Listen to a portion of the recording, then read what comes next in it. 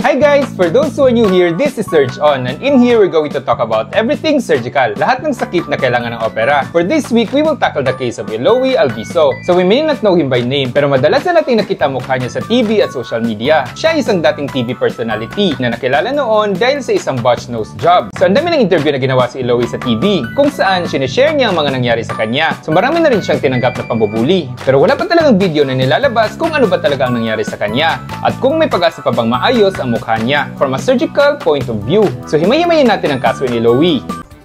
Imbes na mapaganda ang ilong, ang pagpapapogi, gone wrong. Yan ang nangyari sa lalaking nakilala ko mula Tayabas, Quezon, na biktima ng medical malpractice not once, but twice. Yeah, first and foremost, medical malpractice ba talaga yan? Heto si Eloy, isang commercial model at talent noon. Kwento niya taong 2012, hinikayat siya ng kaibigan niyang magpa-inject sa ilong ng inakalang collagen. Ang nagturok, isang nagpanggap na student nurse. So hinahanapan ko siya ng ID, ang lagi niya sinasabi, ay wala akong ID kasi naiwan. That is not medical malpractice. So ang definition ng medical malpractice is pag healthcare professional ang gumawa. So, pwedeng nurse, pwedeng doktor. So, pag nagpanggap ka lang, hindi yan medical malpractice. So, that's fraudulent misrepresentation. So, pwede niyang kasuhan yan ng criminal negligence. Pero hindi yan medical malpractice. Hindi naman medical worker yan. Wala na akong magawa, kundi ayun na. I-diretso na po yung, yung injection hanggang nagkabayaran po kami ng 2 gigs ng 500 pesos po. So, may magagawa ka dyan kasi katawan mo yan. Responsibility mo yan. So, dapat hindi ka nagpaturok. The fact na 500 pesos lang yan, 2 gives pa, clue na yan na mumurahing materyales ang itutusok sa mukha mo. So, dapat magduda ka na dyan. Naging maganda naman daw ang kinalabasan ng ilong ni Eloy. Pero makalipas ang 2 taon, unti-unti na itong namaga, tumabingi, at nagkaroon ng mga bukol. Kaya sumailalim siya sa operasyon.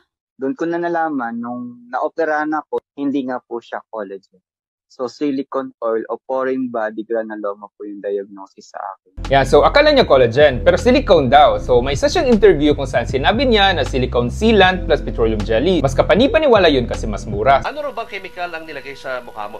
Kaya nakaganyan. Nung nagpa-confine na po ako, November 19, 2014, ayon po sa mga doktor na ano po sa akin, nagkandila na may petroleum jelly, na may sila na pinaghalo-halo po. Gamit sa paggawa ng bubong. Sealant? Pati sealant?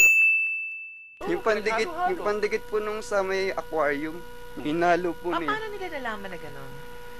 Tinest Biopsy po. You know pa kung saan nilalagay ng mga pasyente natin ng petroleum? So, ginagamit yan pampalaki ng ari. Binalikan niya pa raw yung nag-inject sa kanya. Pero tinakot at binantaan lang daw siya nito. Yeah. So ang tawag dyan, gaslighting. So nag-gaslight si kuya. Paliwanag ng isang facial plastic surgeon, hindi kaagad mararamdaman ng pasyente ang side effects ng silicone granuloma.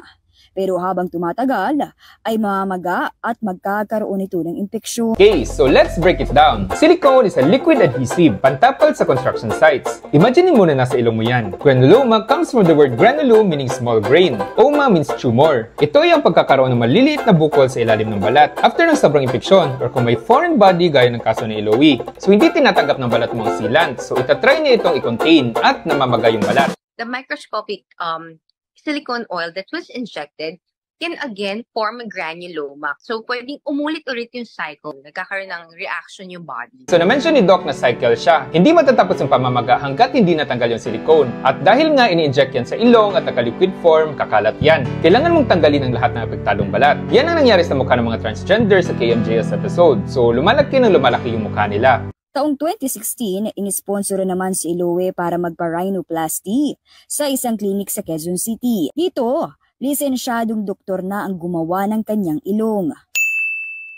So walang gamot dyan, so opera lang. So nagpa-second surgery siya. Pero before siya niretoke, it's important to note na kailangan tanggalin ang balat niya dyan na apektado ng granuloma. So lahat yan. So nagkulang siya ng balat sa ilong at sa chin. Kasi napa-inject din siya sa chin area. Yan, pasinin nyo, parang tinapyasan yung chin area niya. Kinuhanan siya ng balat sa leeg para ilagay sa kanyang ilong. Pero makalipas ang ilang linggo, may napansin ulit si Eloy. Nagkakaroon na po siya ng parang scar or keloid ng mumula. As in, malma po yung para kang binikti. Ganun po yung nangyari. Nakita niyo po nakalawi na parang langgonisa. Yan po yung balat na niroll nila na binuhay. Tapos kumuha sila ng taba sa tiyan ko. Then yung kalahati nito, malaki po kasi ito eh.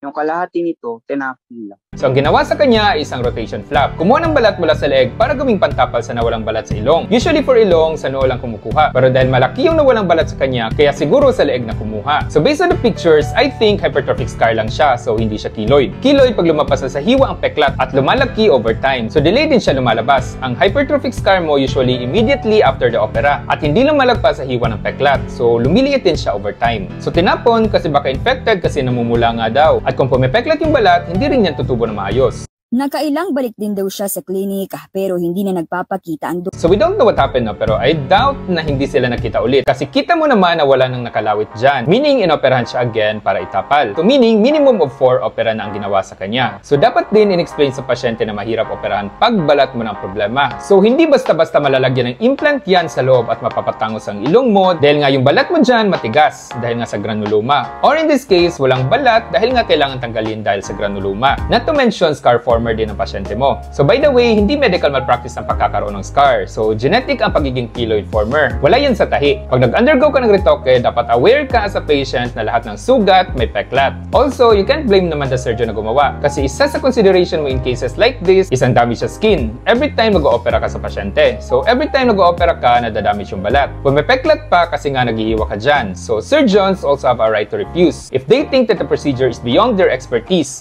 or beyond what the patient's skin can endure. Dahil sa mga nangyari, si Eloe na-diagnose na may PTSD o post-traumatic stress disorder. So kawawa naman siya. Ngayon lumapit na siya sa Philippine General Hospital o PGH sa pagbabakasakaling magawan pa ng paraan ang kanyang ilong. O diba? Ang complicated ng opera? So tanggal lahat. Kaya nga, some plastic surgeons don't advise nose threads. Kasi although mura siya, nadadamage yung structure ng ilong mo over time. And mind you, if nakadecide ka na eventually na magpa-surgical rhinoplasty, revision rhino na ang gagawin sa'yo if nagpa-thread lift ka before, which is roughly 30 to 60,000 pesos more expensive kaysa kung nagpa-surgical rhinoplasty ka simula pa lang. Yung silicone injections mo, no-no talaga yan. Lahat ng liquid na ini-inject, kabahan ka dapat dyan. Kasi mahirap pabulin yan pag nag-complicate. Pag injectables, tatanggalin lahat ng balat mo dyan. So, balak na nilang gumawa na ng bagong ilong, kaya tatanggalin na po yan mula dito. So, lahat na nakikita nyo, babaklasin po yan. Kasi patay na po siya eh. Wala na pong vessels or blood na dumadalo. So, na-mention niya na wala siyang blood supply. Kaya most surgeons advise na kung pwedeng once ka lang magpa-rhinoplasty, once ka lang dapat. Kasi the more na operahan ng ilong mo, tumataas ang chance na damage yung blood supply at magne-necrosis yan. So, mamamatay ang balat mo sa ilong. Pag ipunan mo ang rhino, may rason kung bakit mahal yan. Mas mabuti na ang mahal pero once lang kaysa gumastos ka dyan ng mahal for revisions. Since we are in the subject, Doc, how about silicone implants? Well, silicone implants, yung mga breast, nose, pecs, butt, cheek implants, they are solid or gel in consistency. So in case of breast implants, newer implants, maliit ang chance na mag-rupture. Kahit tapakan mo yan, hindi yan puputok agad. Kung pumutok man yan, gel pa rin yan at di kakalat yan sa balat. Hindi naman masamang humiling na pagandahin ang ating panlabas na itsura. Pero siguruhin lang na ang ating lalapitan ay mapagkakatiwalaan. Mobile Journal Yeda Pascual po. Hatid ang mukha ng balita. Yes, Mobile Journal Yeda Pascual. Hindi masama ang mag-asam ng kagandahan o kagapuhan, pero hindi mo dapat tinitipid ang kalusugan mo. Your body is your temple. May nabubulag po sa inject sa ilong. Lahat ng bagay pinaghihirapan, pinag-iipunan.